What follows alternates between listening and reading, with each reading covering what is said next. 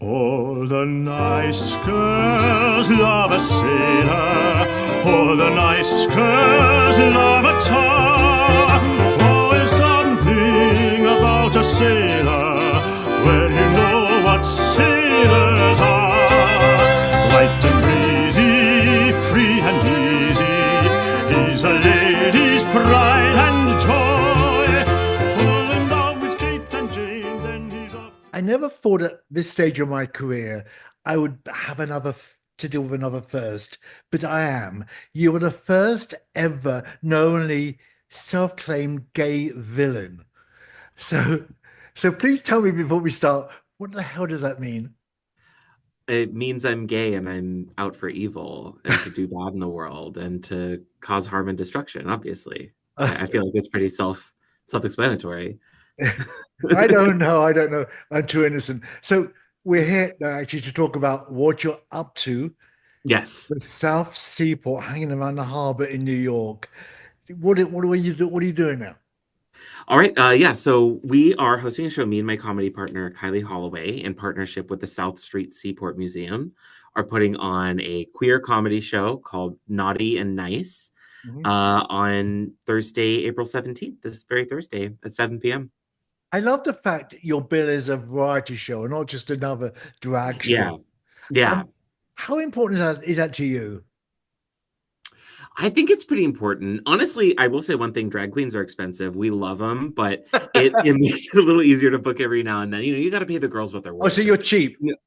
No, not at all. We just couldn't book one this time. But, yeah. We want to include a drag act. And I think, especially like from a comedy perspective, there's a couple different camps going right now. And we're very firmly in like the queer comedy, larger Brooklyn space kind of thing, right? And I think in that style of comedy, you find a lot of variety. You find people singing, you find people doing clown, drag, regular old stand-up, reading passages from stuff. And so when we were putting the show together, I wanted something that was flexible and kind of a container that could be a stand-up night, but we didn't have to be tied to only stand-up. So Cole, how did you end up at the Seaport? Is that where you hang out normally? So this is actually through my partner, Kylie. Kylie knows Zach through their work. They used Let me to stop you a work... second. We have a Kylie right near in Miami. If it's not the same one, her name is Kylie Minogue. No, unfortunately, I'm not. She was here. She's literally here now. Oh my God, I'm so jealous. Well, if she hears this, hey Kylie, we'd love to get you on the show. Please come through. I'm not sure how we'll afford your day rate, but we'll figure it out. She's more expensive than a drag queen, I can tell you that. Probably just a little bit. But she's an ally. She's part of the community. Anyway, sorry, I interrupted you. Sorry. No, not at all. So this show came about through my partner Kylie. She and Zach used to work at a company that gave tours in New York City and specifically in a lot of the museums. Kylie studied history in college, as did Zach, and so they had that kind of friendship as the base. Many years passed by, and then Zach ended up becoming, I believe, the director of events at the South Street Seaport Museum. And originally, the very first show that we did, it came to our knowledge that they had basically transformed the tall ship Wavertree, which is this old historic ship in the South Street Harbor, into a fully functioning event space. It had AV equipment, all that stuff. They could host a show. And so Kylie and I looked at each other and said, well, there needs to be a queer comedy show on the boat, as two comedians from Brooklyn think. Of course, there could be a queer comedy show anywhere. So we started out first on the ship. This one's going to be in partnership in the actual museum itself to celebrate the launch of their new exhibit, Maritime City. But pretty much it came to be. We had a boat and we were both comedians, doing stuff in New York City. And it seemed like a really cool, interesting venue. And I think both of our histories, we do both stand-up and comedy, but also lots of shows that are either educational or historical or political. Kylie hosted a podcast that talked about women's history for a while. I've done stuff about sports history and all kinds of stuff. Mine tends to skew a little bit more stupid. I'd say Kylie's the brains and I'm the villain, Okay. People come in to learn things from one side and then I say something so dumb it sucks a little bit of knowledge out of their brain. So you'll come out right about even. Okay, I'm an out of towner. Should I be excited about hanging around the seaport and the docks? I think so. I mean, there's a lot of great venues But and bars. are they sleazy like and dangerous like they used to be? No, not quite. It's a little bit different now, a little bit more commercial. The South Street Seaport itself has some really great bars and restaurants all in the area. You can check out the actual ships in the harbor and Okay. take a look at the waiver tree and all that as well. You're such a good guy. What makes your show scandalous? Scandalous, the comedians and the things that they say. I mean, last time one of our comedians went on a whole tear about what it's like to get electrolysis as part of her transition surgery and spared no detail and no expense, so Oh you can no. learn all kinds of stuff. No, it was great. It was incredible. But And a little scandalous, being a little queer. It's all set against a big maritime exhibition. It is against I think they have a recreation of the Queen Mary, and I think they have several different models of ships and all kinds of history and stuff like that.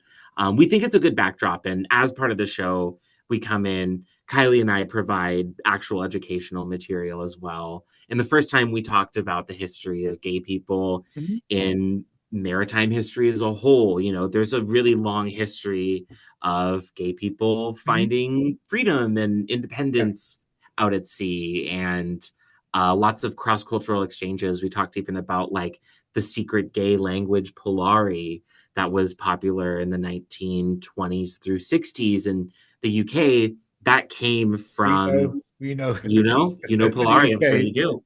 But that came over from sailors and from even older thieves' cant and the sort of like sailor language. Those men ended up on the harbors and they found themselves in the theaters and the spaces where all the gay people were. Who know how that happened? But that kind of cross-cultural exchange is how that language formed, came from the seas and people working on them. So Cole, we can come to your show to laugh and learn. Fall in love too, maybe? I mean, I'm trying. If you have any sexy single friends, please bring them along. I mean, I single out the audience stuff. Anything. Okay. But let's go on to you personally, because you've got a strange background. Because as a gay man, you run this thing called Sports for Gays and Curious Straights. What the hell is that all about?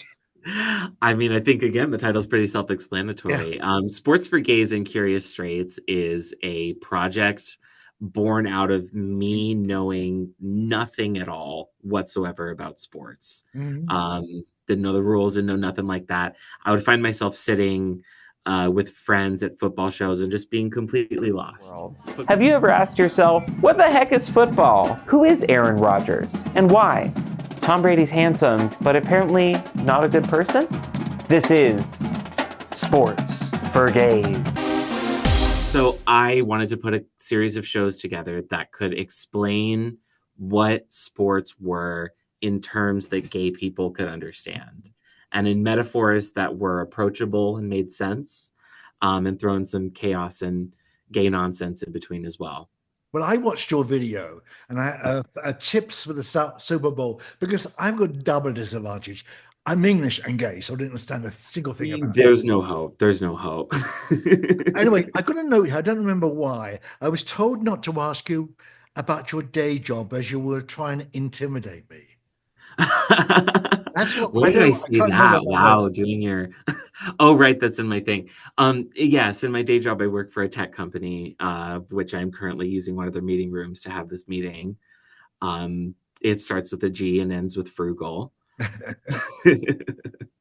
I'm used to that tech.